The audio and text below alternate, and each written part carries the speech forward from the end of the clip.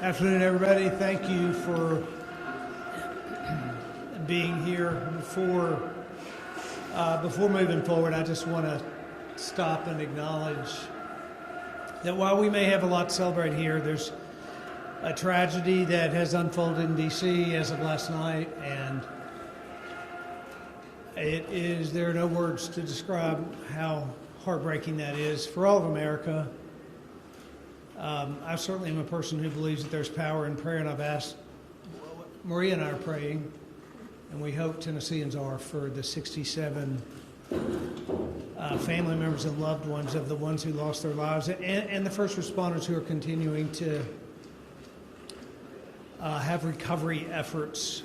They're ongoing right now. So it is tragic, and while there is good news here, there's tough news there, and we stop and encourage people to stop and remember that and pray for them. Today isn't a very important day for the state of Tennessee, for every single Tennessean, I believe. We took historic action on pressing issues, and we did it in real-world time. I am especially grateful for the members of the General Assembly. Every state does not have the opportunity that I have for where the executive branch works so closely together with members of the General Assembly to do what we think is best for the people of our state. And I'm extremely grateful for their help. Lieutenant Governor McNally, Speaker Sexton, Leader Johnson, Leader Lamberth in particular on this issue. Frankly, for 6 years, these leaders have been partners with our office to partner on behalf of the people of this state. And I'm deeply grateful for their hard work, all for the past 6 years, but especially on this issue that is so important for all Tennesseans. First, we passed a major disaster relief package that will deliver even more assistance to communities that are still recovering from Helene.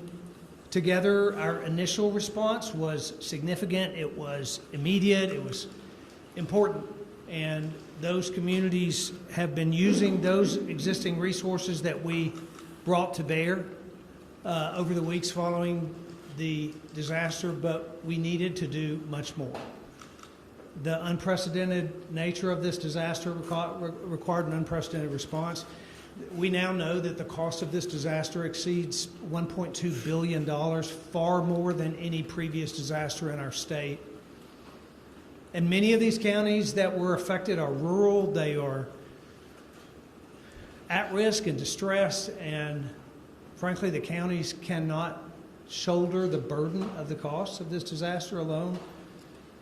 And they shouldn't have to, and now they won't have to. And I'm grateful for what was done on their behalf. Next, the American people and Tennesseans overwhelmingly elected President Trump with a mandate to secure the border, to stop the flow of illegal immigration, and to bring public safety in a new way in this country.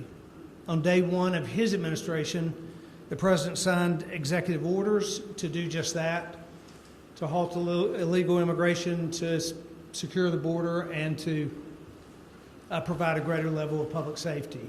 The legislation that we have passed this week builds on the work that Tennessee has already done and have been doing, Tennesseans, at the southern border, and now we stand ready to assist the president in his further agenda for public safety for our state. And finally, thanks to the General Assembly and to thousands of Tennesseans who have worked so hard, universal school choice is now a reality for Tennessee families. I have said all along that we should and could have the best public schools in America and provide parents with choice, and we've done that. It is, in fact, a momentous day for students and for teachers and for parents across Tennessee. And I'm grateful to the parents and the teachers who have advocated here at the Capitol, not just at the Capitol, but all across the state, to make sure that Tennesseans had this opportunity. I want to thank President Trump as well, who's followed our efforts and encouraged us as we set an example for other states. There's been a lot of spirited conversation and debate around this issue on both sides, because we know that people all across this state, every Tennessean cares deeply about the future of our children. And I want to thank everyone who's engaged in this, at whatever level, because this was an important issue, an important topic, an important debate. And now families can move forward with an opportunity that they have never had before. We did some very important things for Tennesseans this past week. State of the State is on the 10th of February, where we will outline the next level of issues that we think are important and will improve the lives of Tennesseans across our state.